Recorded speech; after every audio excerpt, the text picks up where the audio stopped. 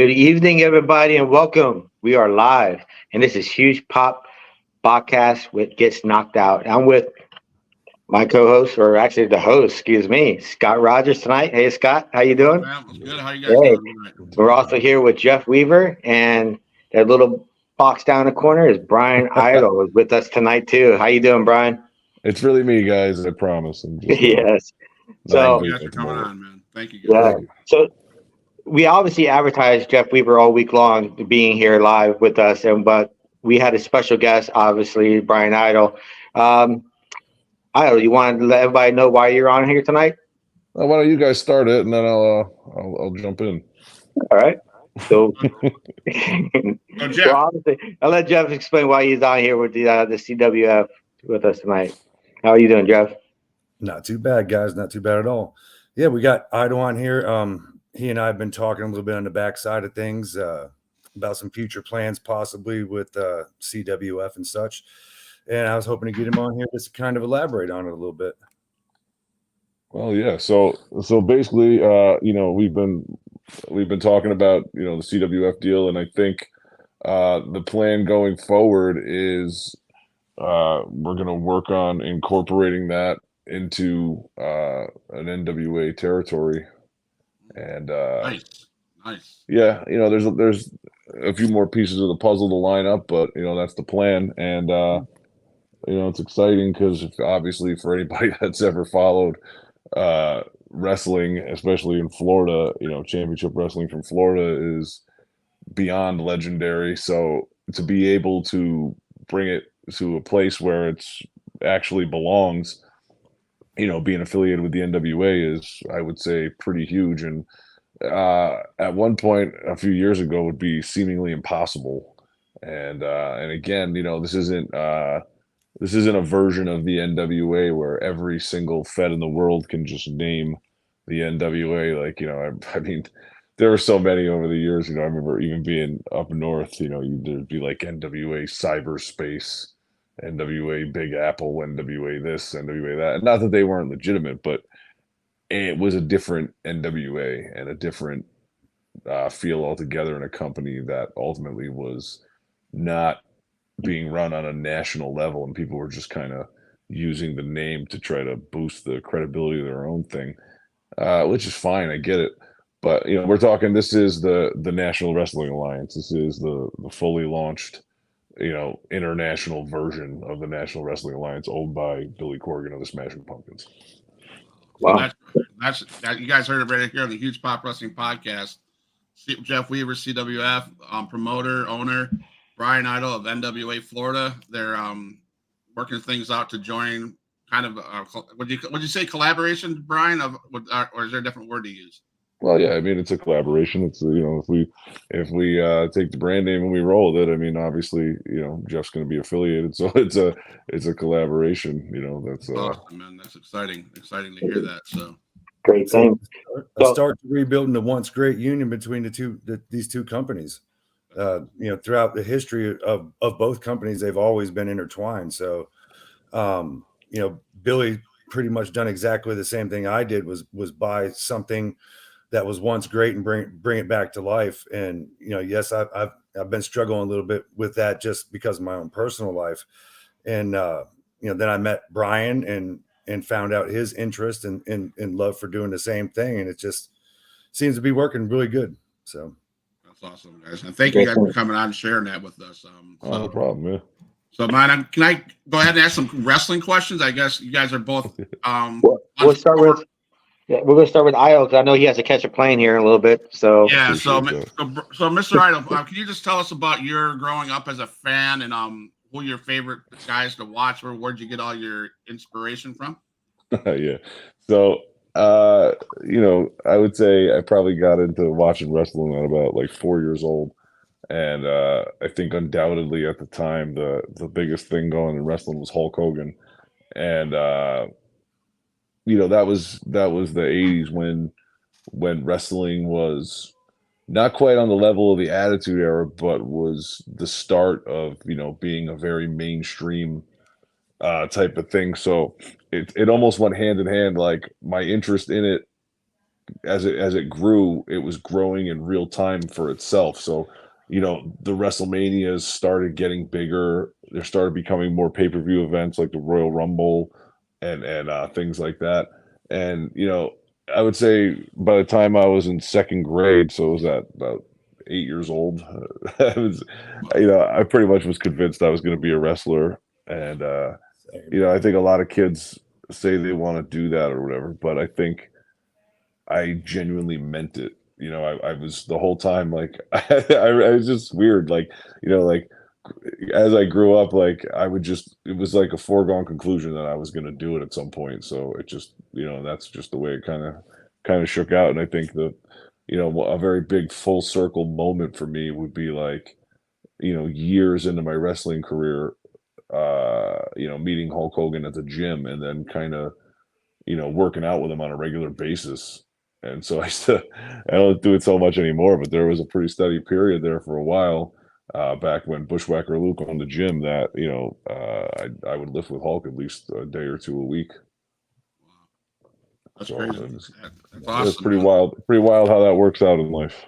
That is. So for sure. So, so another question. What's some current goals, man, that you got going forward? I know you got to hit a plane here quickly. So what are some current goals and projects you're working on? I mean, current goals is, one thing I'm pretty heavily involved in at the moment, is, getting NWA to the biggest level possible. And, that's the kind of thing that starts with the territory thing. And there's much more into that if I went on and on, it's boring. But like, basically the thing about the territories is not only is it a chance to expand, a brand on a local level, it's a chance to, the concept of the territories is to have people working within the company that come and develop on shows, and then they move up, and therefore when they get into the NWA, or like they're more regularly featured on the programming, they're at a much higher level as performers. And like I said, so what that does is it brings the company to a way higher level. And I would say that's my top goal. And it's not, it's cliche or whatever to say, oh, I want to be the NWA champion or whatever. I do care about that, but I don't care as much about that as I do with being synonymous with the success of the NWA. Okay. Nick, man, do you have questions? No, dude, I was just thinking about the same thing you were just saying there about the NWO bringing it back. I know you've been heavily involved in that, along with a few other things that you've been doing with books, movies. You actually traveling with the Smashing Pumpkins there for a little bit. How was that? I mean, if you had a chance to do that again, will you do it? I think undoubtedly I'll be touring with the Smashing Pumpkins again. I'm pretty sure I'll be on the summer tour, which is a huge stadium tour with Green Day, which Sweet.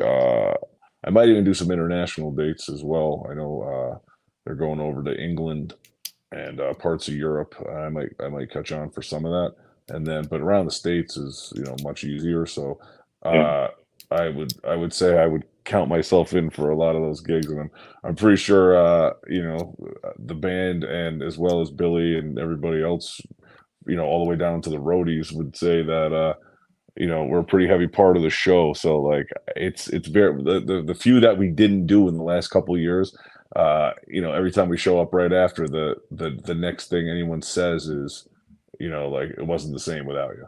So it's so I would say without a doubt we'll be on the next tour. And I look forward to it. I mean, it's who doesn't want to stand on a sold out stage in Madison Square Garden or the Hollywood Bowl, or make international headlines in Australia. I mean, like I said, I can't believe it. Like the coverage that I get, like being out there, because obviously it's a little bit silly, but it's something different than just standing there and playing an instrument. So it's definitely unique to the show.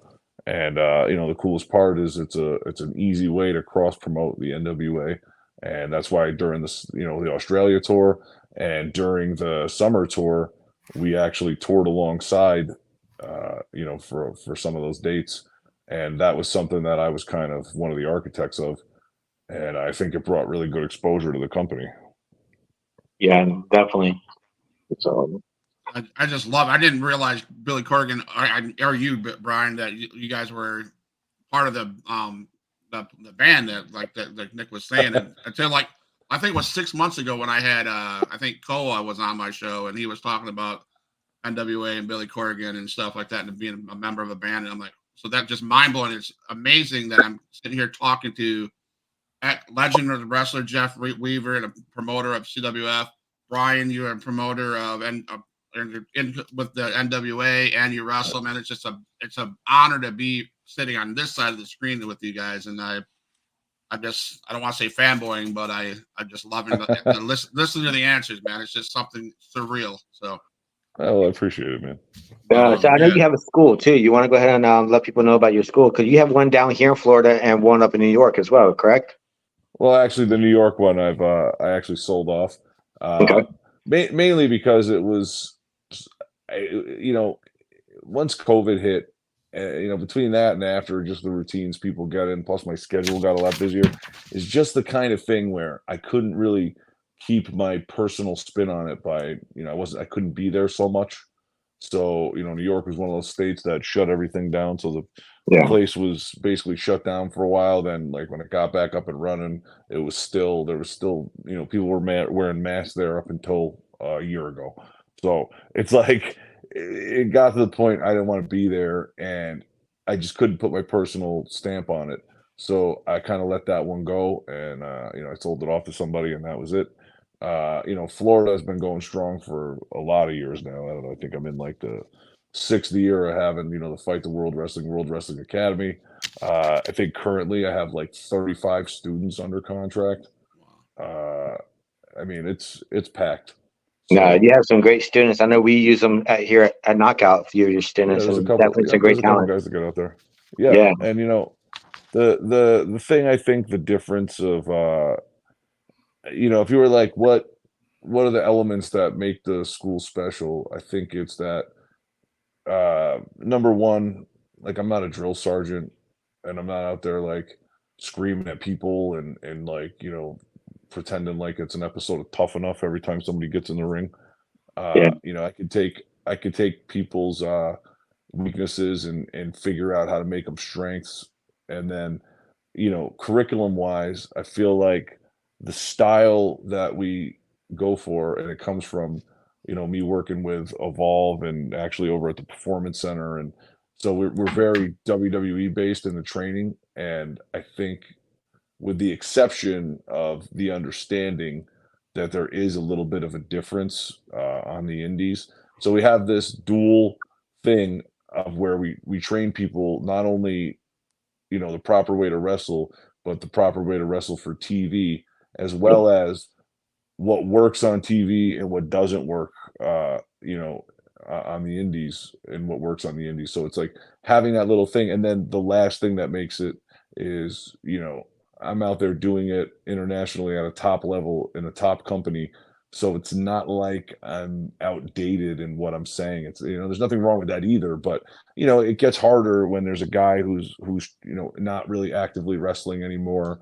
And it's if it's a real legend. I mean, there's great legends that run schools and they're phenomenal. But I'm saying there's also a ton of former indie wrestlers that were wrestlers 20 years ago that never really did that much, and now they're not even wrestling. So it gets really sloppy, and that's what I see with a lot of schools is, just a lot of sloppy trainers that don't really focus on what's current, and they're preaching just their belief of what it is, and usually it's not the best scenario for people. So like I said, I think it's those elements that sets my school apart. Yeah, definitely. You're definitely like a leader, lead by example, Yeah, exactly. Sure. It's like put your money where your mouth is. I can't tell people I'm going to make them stars if I can't be a star too. So that's it's the whole point. Jeff, man, we're going to get you. Okay. I know he has to get going. So I want him to be able to answer the kids' questions and a couple more questions before you had to bounce out of here, Brian. No problem. I appreciate it. Sorry to make you wait, Jeff. No problem. So one of my favorite questions to ask is about brotherhood and paying it back in the business. Can you elaborate on what brotherhood means to you and paying it back? Well, yeah, I think the thing about pro wrestling is I always tell people, or other wrestlers anyway, like, you know, when I do them favors or whatever, I always say, hey man, this is like a fraternity. It's supposed to be, you know, so there is supposed to be a special bond and camaraderie. I think a lot of the time it gets lost, and I think that's due to a lack of understanding of the business for a lot of wrestlers, and they don't really know how to conduct themselves. But the ones that do, and my experience, it's usually the the ones that live that concept the most are usually the biggest legends. Like if you asked me who's treated me like that the most, it's guys like Mick Foley, guys like Roddy Piper, guys like Kevin Nash, Scott Hall, like DDP, like those guys. If you were like, who are dudes you were like, oh, it's my brother right there. Like those guys have proven to me by the advice they've given me, the favors they've done for me, the support they've given me, and just the all out feeling that I could call them at any time of day. You know, unfortunately, some of them have passed away, but you know, those were guys that made me feel like this was a brotherhood, and I try to pass that along to the people I'm cool with. You know, I my thing is I'm cool to everybody. I really try. You know, until somebody says or does something, then I just, you know, you got to keep your guard up, and that's an unfortunate reality of wrestling that I wish didn't exist. I wish everybody wasn't so conniving, but unfortunately, like I said, I think it comes down to a lack of respect for the business because of training or whatever. Just too many people just jump in, don't really know the game, and they think it's they can hustle and manipulate their way through everything. It doesn't work like that in the long run. Yeah, I can honestly vouch for what he says. When I first started in this and started with Knockout, I was didn't know the first thing about promoting. And yeah, Idol is one of the guys that kind of stepped forward and educated me and helped me out, willing to teach me. So yeah, he is definitely the type of person who will help that next person. So I never got a chance to thank you for that too, man. So I do Oh, no appreciate you. problem. You're So welcome, man. You know, like I'm one of these people, dude. I never see any of this as competition. Obviously, I run my own shows. yeah, Obviously, I'm a wrestler. I don't look at somebody on a show like, oh, that guy's taking my spot. Like, never. Like, if I'm not willing to put the work in and I'm not willing to be the best at what I'm doing or like put myself in the position I need to be in, like I can't fault somebody else for being there and trying to be successful for themselves. I mean, at the end of the day, it's a fraternity, but it's an individual, it's not a team sport. So it's like it falls on you ultimately, to be a good promoter, to be in good shape, to be whatever. That falls on the individual. So like it never hurts like I said, if you look at like me and you, Nick, uh, I'm still getting booked on your shows. We still work together. And I'm saying I could walk in there. By the time I met you, I had already worked for WWE, and I could be like, "Oh, this guy doesn't know what he's doing. yep, What is this idiot thing? Oh my god, like this guy's a schmuck. This thing's wrong. This is wrong. This is wrong."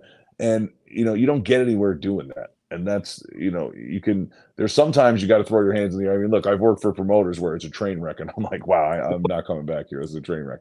But if I see someone's putting in a genuine effort, somebody like yourself, like you were putting in a genuine effort, you weren't doing it for the wrong reasons. You're trying to run a show, you're trying to be a promoter, you're trying to, make it a good business, and that's all you can really ask of somebody. So anybody that's in that vein, obviously, I would go out of my way to help and give the right advice to. And I think everybody that's a professional should do the same.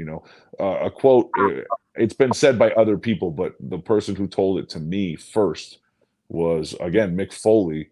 Was like, when you go to a place, a company, a territory, whatever, you try to leave it a little bit better than you found it. yeah, And like that matters to me. It's the kind of thing that I think if everyone had that mindset, things would be a lot better overall. definitely. And the reason why I asked about the brotherhood and stuff like that is because as a podcast creator, for Huge Pop Wrestling Podcast, I have learned to listen to Nick and I have very good connections with Herb Simmons up in St. Louis. And I have the guys like Rich Portiola and Masha Kahagas. They would tell me, because I called myself a fanboy once, and they said, absolutely don't call yourself a fanboy. You're part of the business. Right. And it's like, and then they gave me a lecture about what podcast creators mean to you guys as wrestlers. And the biggest advice I got from Nick and Herb Simmons and them was listen to just take the feedback. And I have done that. And one of the things Nick has said to me is, and that's why I got the song I had up here that I did the intro with, is my song now. It's not copyrighted anymore. Nick would say, my wife would say, make it your own brand. Do it, do you.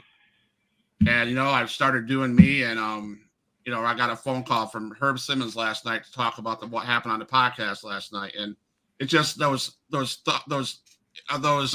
feedback I get from wrestlers like you, Brian, Jeff, and Nick. And it means a lot to me because I want to get better. And for me, that's like what brotherhood would mean to me, I guess, as a podcast creator. So that's why I asked that question to you, Brian. Yeah, totally. I get it, man.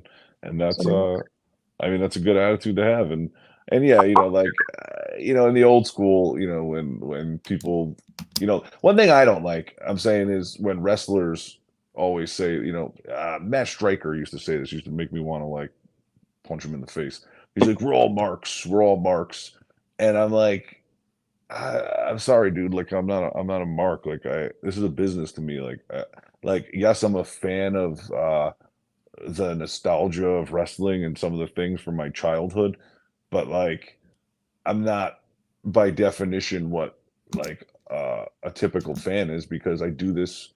You know what I'm saying? Like, there's a separation between myself and a fan that can't wrestle, and there's nothing wrong with the like. Look, this business, like, you're doing this. If you're not doing this to entertain the fans, and you're not, you can't do one or the other. You can't say I'm only in wrestling to make money, and I don't care about anything else. Like, the only way you truly make money in wrestling is to entertain the fans. Like, if they don't like you, I don't care. You could be best friends with the boss. You could be whatever. It's not going to get you anywhere in the long run. Like, maybe for a second, but you're not going to sustain a career. It's always the wrestlers that understand, hey, you have to make the people love you. The fans have to want to see you. They have to care about what you're doing in that ring. So, if you're inside the business, that's why, those guys would say that to you, like, hey, don't put yourself in the same category. Maybe not because their fans are icky or disgusting. It's because you have to be successful. You have to have that mindset that you're not a fan like them. You're someone that they're supposed to want to watch. So you have to approach what you're doing like that. You know what I'm saying? Yeah, man. Thank you. So I know you got to go. Can we go through the kids' questions for you, Brian, before you head out of here? Absolutely. All right. These have come from my foster kids, and I got one in here from me. So, sure. What's your favorite food? By default, I'm gonna go with barbecue. Like, I'll say like barbecue ribs. This is the South, after all. Yeah. Well, I'm not from the South, but still, it's and I'm very Italian too. But I will go with, if I had to go with a generalization, I would go with like barbecue. I love like roadside barbecue rules, and that was my favorite part about moving to the South. Yeah. Does pineapple belong on pizza? I don't think so. I don't. Yes, thank you. I'm Italian, dude. You ever see these things? Exactly. My cousin sent me one the other day. Somebody was asking for like a Hawaiian pizza, and the pizza owner's like, "Oh, come here, let me talk to you outside." And they take them outside, and they just start smashing them with a baseball bat. And I agree. I understand. Favorite video game of all time? I just go with the one that I was the best at. I think I like Mike Tyson's Punch-Out the most. That was fun. I remember playing that. Favorite TV show? Oh man, I got a lot of them. I don't know. I think you got to go again. We got to go with all time. I like The Sopranos. You got a cartoon that's favorite? I'll go with currently these days. I like Rick and Morty a lot. You acknowledge the tribal chief? That Roman Reigns? Yeah. I think you know it. No, I don't. How often do you go to the gym, man? 5 days a week minimum. All right. What motivates you to stay committed to the journey you're on? I'd say two things. One would be, the need to. I'm trying to put this into words. Well, I'll do the fun one first. I swear to God, the fun one is the biggest motivator is everyone that runs their mouth about me. Anytime somebody does it, I swear to God, they add 2 years to my career. So like, I'll be wrestling forever with the amount of haters I got. So that'd be the number one. Number two would be, I think the drive in myself to just keep amazing things happening. You know, like we talked about, like touring with the Pumpkins, this and that. You don't get to do that. You don't get to play those games if you're not in the game. So you know, you gotta that motivates me to get up in the morning to do that kind of stuff. You have any pets? Currently, no. Okay. So here's the one from me.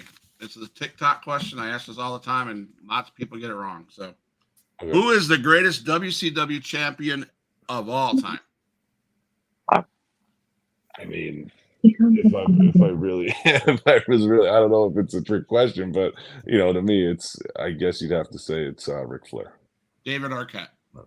Yeah, you know, and actually, I was talking to him for a while, and you know, I was giving him a couple pointers on stuff, and I was super, like, the first time he ever acknowledged me was in a tweet. And I was like, I remember I was like jumping out of my skin that David Arquette tweeted me, you know, and this was before he really got into indie wrestling. So I was like, wow. But yeah, you know, and then I'd had some other conversations with him, you know, with DDP and stuff like that. But he's a really cool guy, man, and a lot of fun, and very, you know, I think he's had some very wild times, but totally cool, man. I've never really gotten to like go out and do anything with him, but I'm sad I missed it because I heard he was a total party animal and a lot of fun. Awesome. What's the odds of getting David Arquette and Brian Idol in a knockout ring in the near future? You tell me, man. Let's make that happen. Yeah, I'm down for it, man. That's it. I'm actually quite proud of how serious he took being a wrestler. Yeah.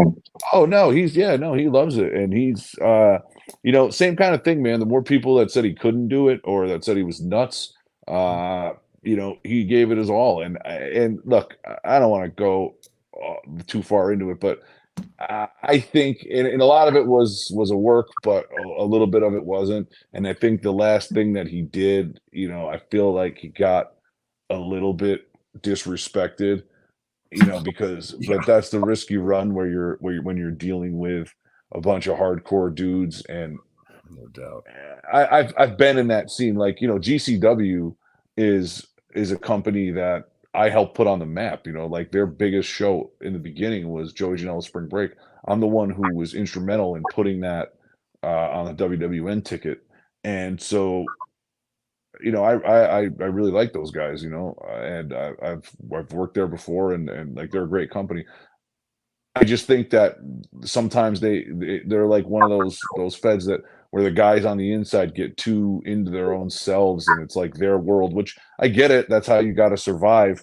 But, you know, at the end of the day, that's David Arquette, dude. And it's like, he's coming into your world. It's an honor, because whether he's a good wrestler or not, he's a borderline legendary actor from an absolutely legendary family of actors. So it's like, you got to treat this guy with a little bit of love. And I feel like genuinely deep down, he didn't feel that. And I feel like he understood that that's what made the program better, but there's a borderline there. And I feel like, you know, maybe it went a little over, but that's my opinion. So what the hell do I know?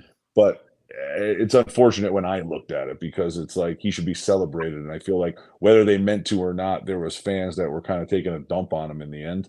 And, you know, we haven't really seen him in wrestling since. And like I said, that's why I would love, man, if Nick, if we could put something together with that and do that, man, I would, like I said, I would make sure David Arquette would walk out of there saying how much he loves wrestling. You know, that's beautiful. Well, we got this one Kids Fest booked. Maybe Kids Fest 2025. Hey, man. So you're from Clearwater, right? Originally from New York City area, but yeah, I've been down here the last been living on Clearwater Beach the last 11 years. Wow, that's awesome, man. I follow a promotion up in the Panhandle called XIW, Extreme Impact Wrestling, with I don't know, a couple guys down there live in the Tampa area, Jackson Slade, and Johnny Knockout. I don't know if you've heard of those guys. Yeah, no comment on that. No, well, no, I see. My name is Huge Pop Stir, the Pop Stir. So I Yeah. know what you guys are laughing at because I had to throw that name out there. See, I used Jackson Slade as a follow up to Johnny Knockout because I have no. I'll be honest. You can not say it, but I will.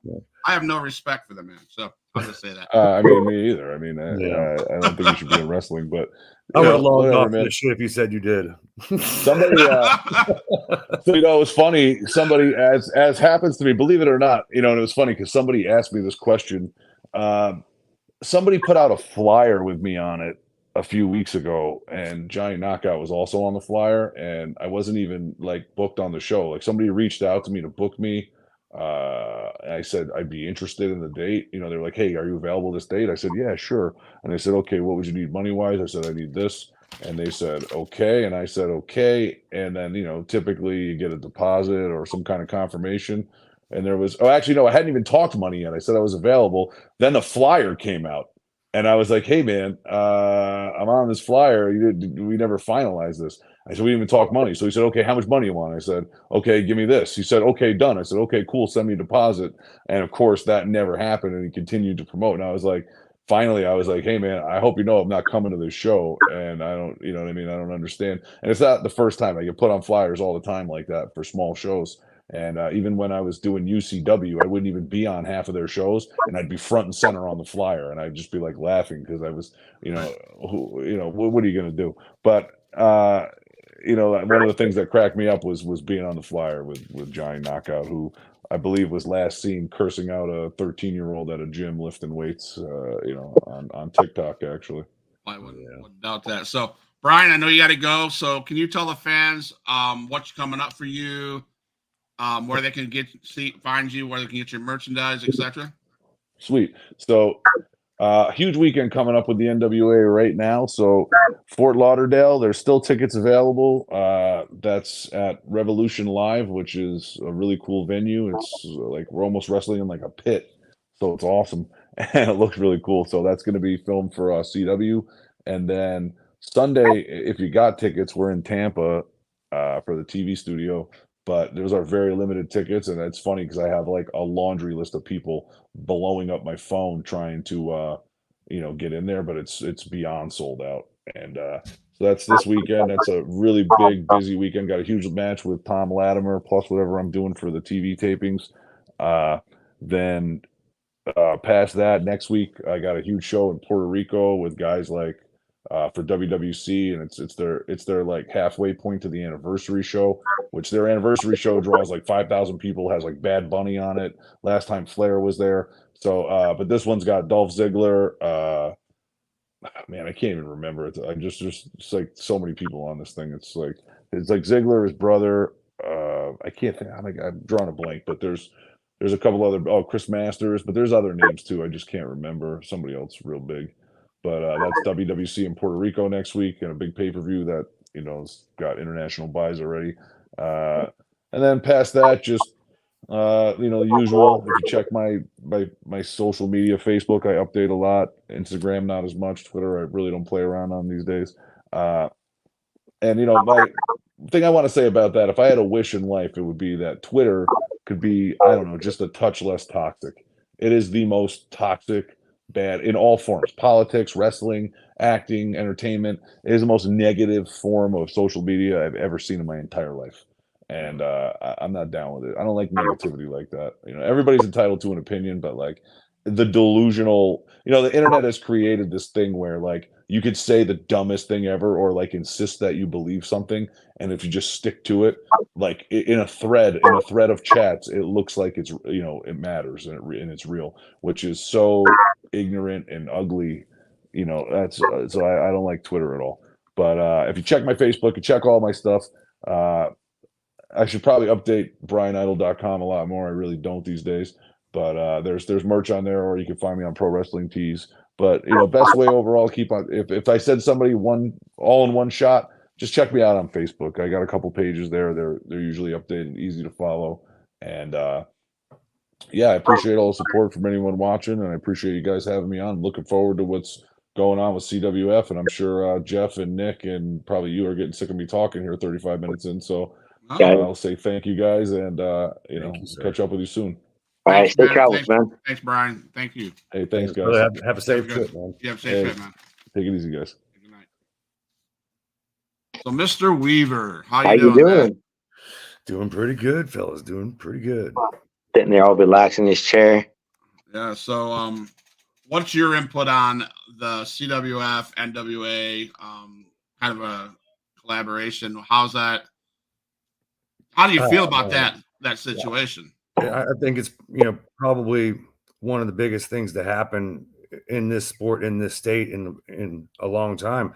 When you have an opportunity to reunite a piece of history and rebuild it, I think that's pretty amazing. And just to be a part of it, hell, I mean, it makes everything I've done and had to go through, worth it.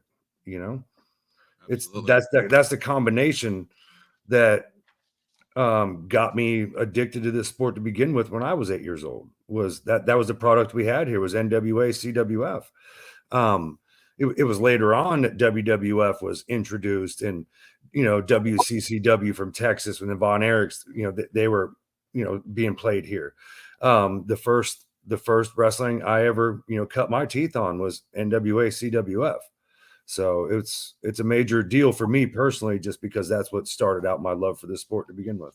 So, as a young Weaver, have you ever sit back and think about, man, where I'm at today, and that you're the owner of the promotion that you once watched as a child? The reason I seen CWF was because of my grandmother when I was 8 years old. She was literally the biggest Dusty Rhodes fan I've ever known in my life. She was 100% enamored by Dusty Rhodes, and she made me sit down with her and watch it, and I instantly fell in love with it. But I was kind of on the other side of the coin. I was instantly drawn to the heel and how much fun they made watching the show. Now knowing what I know about wrestling and the wrestling business, the heel is who controls the match, right? That's who guides the whole match. That's who gets the baby face over. It makes them the big stars that they are. So that's why I've always loved the heel. And I've been blessed enough to get to work with some of the best heels of all time. Like you look at Fidel Sierra, the Cuban Assassin. I mean, he He'll be was on next week. yeah. Kevin Sullivan. Yeah. I mean, how can you not feel great about working with some of the best of all time? Did you get over on the Cuban's Assassin, or? No, man. I'm just under Cuban's learning tree still. I've known the man for years and years, and now I work closely with him with CWF. He was an original CWF guy. So, and he's one of the men I talked to before I even started on this journey to rebuild the CWF name. I literally talked with legends before I did this. Brian Blair, Steve Kern, Hector Guerrero, Fidel, Ricky Santana. I literally pulled these men to the side at a Legends lunch in Carrollwood, Tampa, and asked them, would this, be okay to do, if and would they want to be a part of it? And every single one of the men said yes, it would be great, and they would love to see it happen, and they'd love to be a part of it. So it's funny you should bring that up with Cuban Assassin and the legendary CWF. As you know, March 30th here in Waldo, Florida, we have CWF versus Knockout. So it'd be your guy, Cuban versus one of our guys, Cole. So what are your thoughts on that? Like seeing what I consider like the new school wrestling Knockout with some of the legendary pay tribute to your guys that you brought in. Oh yeah, man. I mean, when we were discussing what we could do with this, instantly I thought of, Cuban Assassin. He was the first name that I threw out. The guy he's a living legend. He's an absolute veteran in this business. And if you're going to put a new age wrestler in there with somebody, it should be somebody like that. Yeah. Exactly. So we're looking forward to that. That's going to be March 30th there in Waldo.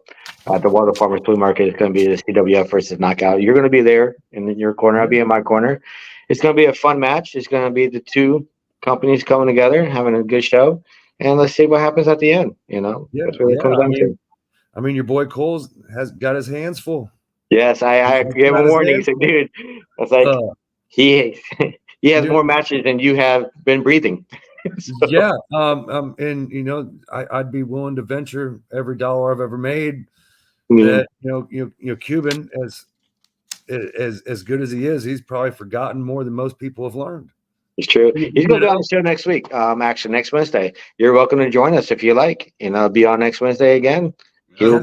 Cuban will be here. So Yeah, that'd we'll be talk to wonderful. him. Yeah, I love the man like family. There isn't nothing in the world I wouldn't do for him. He's helped me so much over the years. I mean, so much. Him, guys like Bob Cook, Okay, very good guy. Yeah. Frank Reyes. Another You know, one. Yep. These are guys, like if it wasn't for them, I wouldn't even have been able to do any of the things that I've done. I've been blessed. Jose Diaz, one of my trainers, over the years. If it wasn't for him, I wouldn't even be on this podcast right now. Oh, honestly, wouldn't. None of the doors that opened for me would have ever been opened if it wasn't for these men. Yeah. So now, are you both going to be ringside with your guys? I'll be there. I'll be here. Oh, yeah, I'm watching this new age crap, and I'm making sure Nick don't get his hands in there. Nah, well, that was my question. I mean, Huge Pop is a pot stir. So, Nick, are you going to behave yourself, or are you going to give your guy the underhanded the advantage? No, it's going to be a fair fight. Now we can't. On the face, we already know that he's dirty act of heel there. So he's the one we might have to take a look out for. I don't want to call you guys out, but I'm just saying, Jeff, man, I don't know if I trust this man. I mean, that new age shit that he got going on, there's a lot of dirty stuff going on. I'm just saying. We're gonna keep an eye. We're definitely gonna keep an eye on Nick here. Yeah. So, I mean, you've been around the business of wrestling, so you know what kind of dirty stuff could happen with. These managers. Everybody in this business is trustable except for me and you, and I'm not too sure about you. So. There you go. So you were a wrestler at one point in time. How many years have you been out of the business or out of the ring? My in-ring abilities ended at the end of 2019. I ended up in an accident during my shoot job. I fell 14 foot off of a roof, broke my neck and my back in 4 places. I was paralyzed for 2 weeks, had to learn how to walk again. And that kind of ended my ability to wrestle pretty much anymore. Okay. I am hard-headed and I miss it more than anything in the world. Promoting shows and working behind the curtain. It's great. It's wonderful. It's fun, but there's nothing like entertaining. Okay. There's nothing like it. Do you have a favorite match that you would like to share? How the most memorable match that you were involved in? Oh God, the most memorable match. I think the matches I remember the most. I was young into my journey doing this, maybe a year or two in, and there's a lady named Biker Babe. She used to run a show over in Auburndale Flea Market. This is the lady that you see all over the news with the alligator she rides around with on her motorcycle. Okay, yeah. Mary Thorne, that's her name, Mary Thorne. She used to run a show over in Auburndale at a flea market, and it was over top of an alligator pit. And it was at a flea market. So you've seen all kinds of crazy people, like Lobster Boy was there at several of the events that I got to work at, and some other kids from like the circus or carnivals, because they had like very strange deformities. Like one kid's head was probably 2 foot round. Like, I mean, very, very, very memorable. Well, there happened to be a guy who was at every one of the shows that I got to work at there, and he had a fake leg. And he was a huge wrestling fan, and he kept asking how could he be a part of the show. And finally I thought of an idea, and I accommodated it. And I yanked and yanked and yanked on his fake leg, and he finally let it go. And instead of me getting it, it flung out of my hands. I was the heel, obviously. It flew into the baby face's hands. Boom, hits me in the head, beats me 1, 2, 3. And the kids, obviously cheered because the bad guy who'd been cheating the whole match, who looked like he was going to win, gets knocked out by stealing a handicapped man's fake leg. So that's probably the match that I remember the most and had the most fun doing, just because of the crowd interaction because of it. Now on the promotion side, the promoter, the CWF, how do you guys go about recruiting and managing the wrestling talent you bring into your promotion? Oh, how do we recruit? Well, I think for with the me, CWF brand, they mostly come to you, really. well, yeah, a lot of people, a lot more people come to me than I'm actually able to use. I mean, because there's only so many slots on one card. I mean, you have times that you have to stick to, and you have to be careful with, too much. Giving too much for any one particular show. You have to save some for the shows following. But me personally, I've been around a long time. I've gotten to work with a lot of different people. And, so I already pretty much knew who I wanted to bring in, and I've respected their opinion over the series of shows that I've done with who else we should be bringing in to fill in the empty slots. Some of these guys, I still have a great deal of respect for. Some of them are still used. Some of them are not. But we've been able to gather a laundry list of absolutely phenomenal young talent that we are able to use on our shows. Guys like August Artois, the Cheese, Manchego Cheeseman. The guy is over like Rover. Both of these guys. I mean, everywhere they go, the crowd loves to see them. You got all kinds of young talent out there. Damian Morningstar, that kid is phenomenal. He's going to go as far in this business as he wants to go. I mean, there's just so many more. There's so many more. Controversial Inc. The amount of attention that they pay for the entertainment that they provide and the things that they help with backstage, it's unparalleled. The dedication that this group of individuals has for this business and the businesses they work for. Who's that guy who's deaf, who's from up north that comes down here? Is it Casey? Oh, Casey King. Yeah, man. Yes. Talking about a guy from West Virginia that I met by chance on vacation. I stopped off at a little carnival, and there happened to be a wrestling show that it wasn't even advertised. And I got to catch this guy in his home turf. And I knew instantly I was bringing him down here. Yeah, he's amazing. There's another guy that was on that card, Beastman. Yep. The guy he's a monster, and he's phenomenal. He moves like Bam Bam. I mean, like I definitely want to get his behind down here. But yeah, Casey King, he's pound for pound one of the best entertainers I've ever seen. With both in-ring ability and his entertainment value and his dedication to the craft. Oh my God. I can vouch for Controversial Inc. La Brava, however you want to say her name, and that goofy guy that has a bald head in a suit, whatever his name is, I don't know. But anyway, they are the XIW Tag Team Champions up here in Panama City, so I get to see as them they all. are everywhere they go. They seem to be collecting up titles everywhere they go. Yep, and matter of fact, they're going to be on the show last week of January, leading into the XIW event in February. So I'm gonna pop in on you on that. I'm gonna pop in quickly on that show because they never admit to it. But Salazar La Brava was my actual ring announcer before she got into the ring. Yeah, so I want to bring back some memories. All right, yeah. So I mean, obviously, I brought up Johnny Knockout. Not that I like the guy because I can't stand him. Johnny, yeah, that's right. So the qualities you look for are not of a jackass like him. They're of guys like Brian and Controversial Inc. and those. Yeah, people with standards and people of integrity. Can you sniff that out right away?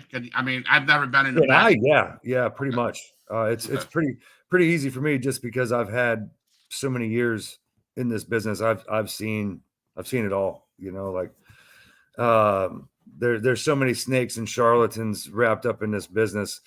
It's not even funny. So we got the CWF and the NWA announcement that we just learned about tonight on the Huge Pop Wrestling Podcast. What are some challenges that you had to work through to make this happen with Brian Idol and NWA and stuff like that? Don't think we have enough time. Oh gosh. Well, you know, actually, you know, The Idol thing went pretty smoothly. It's all the you challenges mentioned that. getting there. He's a man of integrity. He has a dream for the business, like, you know, like all of us should have, and he has a great working record with doing things in the past. As soon as I had the opportunity to actually sit down and pick his brain a little bit and talk to him personally, just me and him one-on-one, I realized quickly that he was somebody I wanted to do business with. I mean, he's I can honestly say every single thing the man's told me he was going to do and wants to do has happened. So he's definitely a man of his word. He's a man of integrity. So, I mean, everybody's watching or going to watch this later on. You know, if you want to get your own, if you want to become a promoter, I guess I asked this question because I think there's a lot of independent wrestling promotions out there that are like, and I know a few of them up in Illinois that are just like, whatever, you know. And so are there a lot that are out there just that don't know what they're doing? Obviously, I want to say that. And if there's people that want to get into promotion, is there any advice you have? Oh man, if you want to get into promotion or promoting shows of your own, I would definitely have to say steer against it in this state because there's 85 wrestling companies in the state of Florida. Jesus. You know, a lot of them I won't mention, but there are a few that I will. You have Robbie Joe Medina, who owns POW. Phenomenal guy, phenomenal company, great shows. I highly recommend anybody in that area checking out his shows and supporting him. You know, WWN and all of the other promotions that work with WWN, they all run, you know, great shows, and you know they have great talent, great staff, you know, promoting and creating their products. If you're in that area, check them out.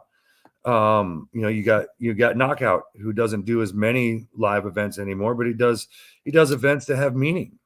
You know, that's where you know the owner Nick has wanted to put his attention. You know, so if you want, you know, shows that are going to be giving back to the community, you know, that you can actually feel like you're a part of, check out the Knockout brand. I mean, you know, that's all I can tell you. I mean, every dealing I've had with this man has been 100% on the up and up. I mean, I can't say enough good things about Nick.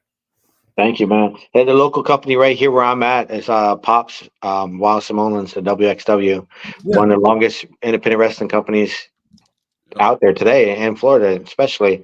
Definitely check those guys out. They're right here in Lake County, Mineola. I think they have a show in February coming up.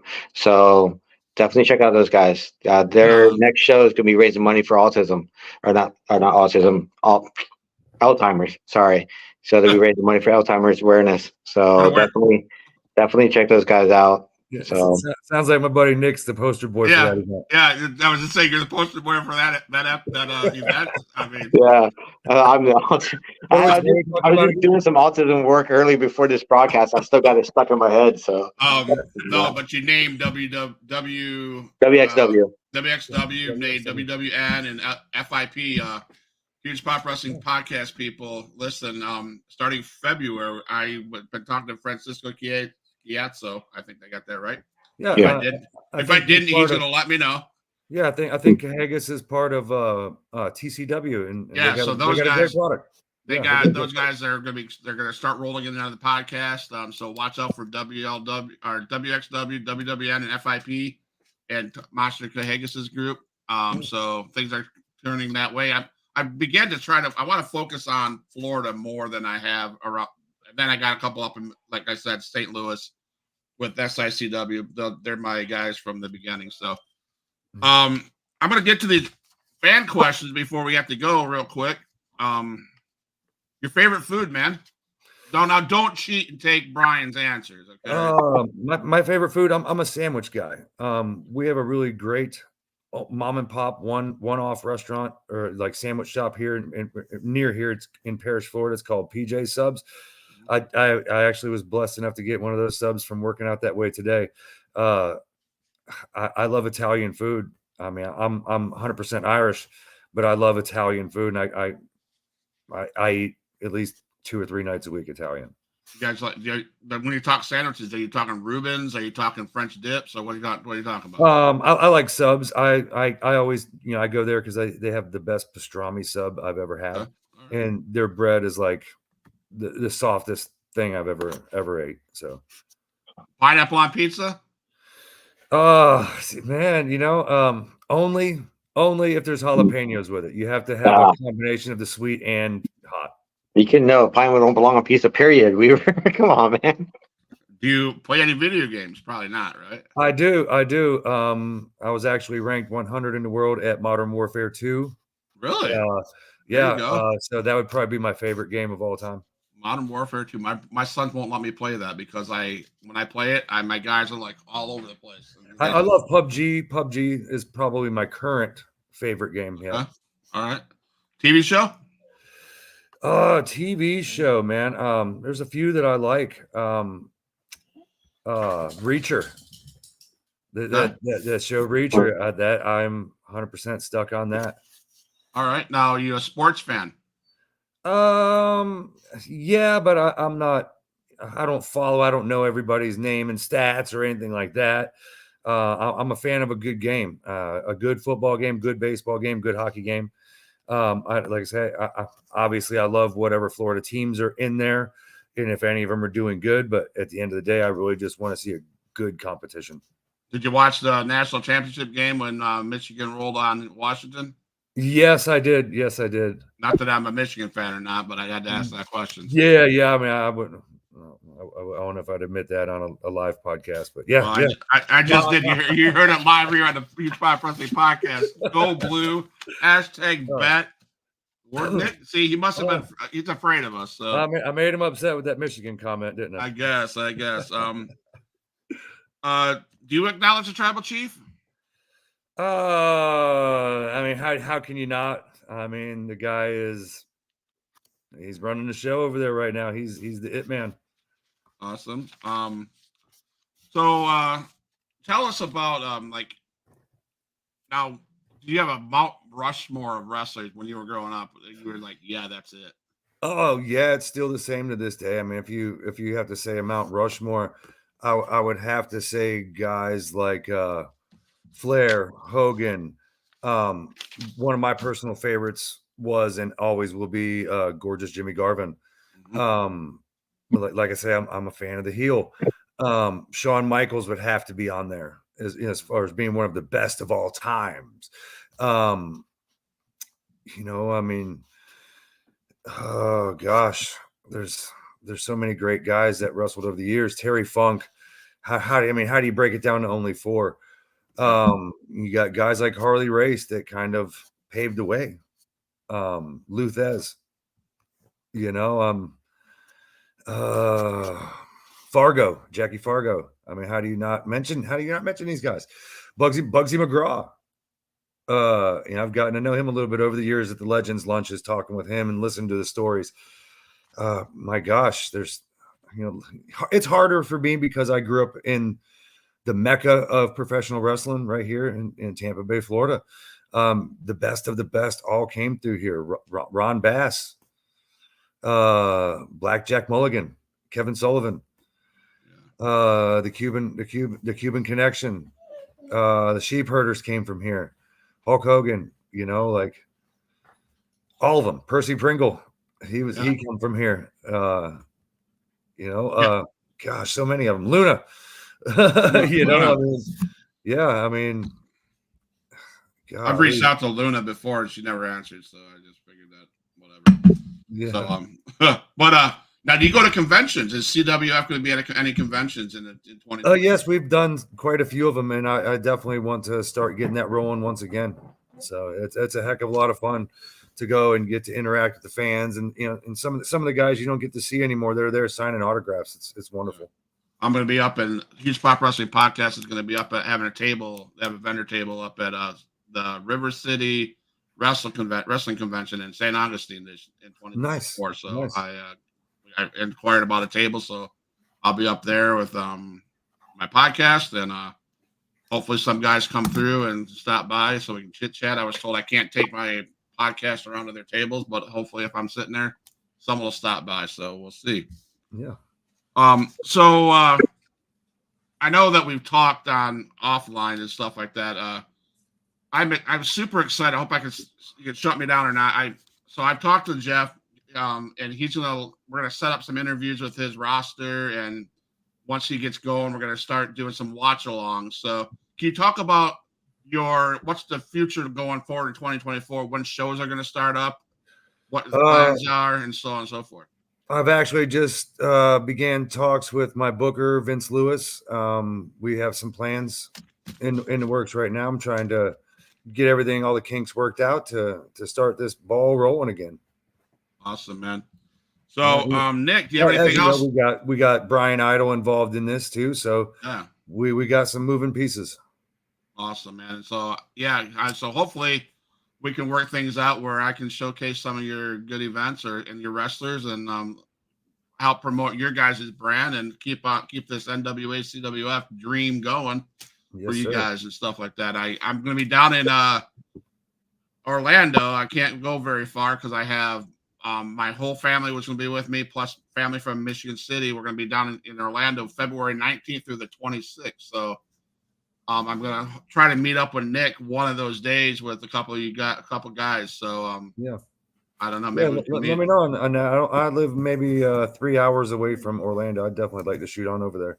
Yeah, dude, we're gonna head out lunch with Randy Hogan and those guys. So nice. Yeah, so, Mr. Weaver, I know I didn't get to ask a lot of questions to you, but I appreciate your time to come on the onto the podcast. And what do you want to tell the fans about CWF going forward? And then we'll close the show. And please, when we close the show, I'll play a song. Don't go nowhere. I know Nick has a habit of disappearing. Yeah. So don't what go I tell nowhere. the fans, keep an eye out for us on Facebook and Instagram, TikTok. We're going to be announcing news as we get it. So stay up to date on all the happening CWF, NWA related, and get ready to be entertained. All right. The Huge Pop Wrestling Podcast. I sit next to Nick from Knockout Entertainment. Check them out on Facebook. Check out Knockout Entertainment Shop, where you'll see several different promotions with their merch. You're gonna hear probably by next week. You'll see Huge Pop Wrestling Podcast on there. CWF, I seen them on there today. Nick's got some cool designs. Nick's got some colorful shirts and stuff like that. We just dropped our new logo design today, actually. So you'll see that on there. Thank you, Nick from Knockout Entertainment. Jeff Weaver from CWF. Brian Idol from NWA Florida. Huge Pop News. The huge news of the day was the CWF and NWA collaborating together to bring back the old territory days like it's supposed to be. Yes, sir. And then I think that I've heard from a lot of legends that I talked to over the past year, territory wrestling has disappeared across a lot of the United States. And there's only a few of you guys that want to try to keep it around. It's on the rise. It's on the rise. It's Herb Simmons up as SICW Missouri, St. Louis, Missouri, and now you guys down here in Florida. Man, I think we need to bring it back. So yeah, I mean, CWF is also in collaboration with SWA out of Georgia. All right. So yeah, we definitely got a union of promotions banding together to get the Southeastern Territory rocking and rolling the way it should be. Awesome, man. Thank you guys again for joining me on this podcast. Thank you, Jeff. I'm going to have you back because you're going to be back on that podcast when Controversial Inc. comes on, right? Thank you. I can't wait. I'll be there. And Nick will be there. So we're going to have we're going to stir the pot. I love those guys. I talk shit to those guys all the time. Of course, they're heels. They're heels, so why not, right? Yeah. They're wonderful. I got to ask them about last event. Exotic Inc. came. The Exotic Youth from over in Texas and Georgia came into the Panama City XIW, and they they interfered in a cage match in December. Controversially won it, but they also stood toe to toe with them and challenged them to a match in February. So we're going to see that. So we'll be talking about that and so on and so forth. So Huge Pop Wrestling Podcast fans, thank you so much for showing up, showing out, and thank you again. And I'm out, but don't go nowhere, guys. All my dogs, make some noise up in this house.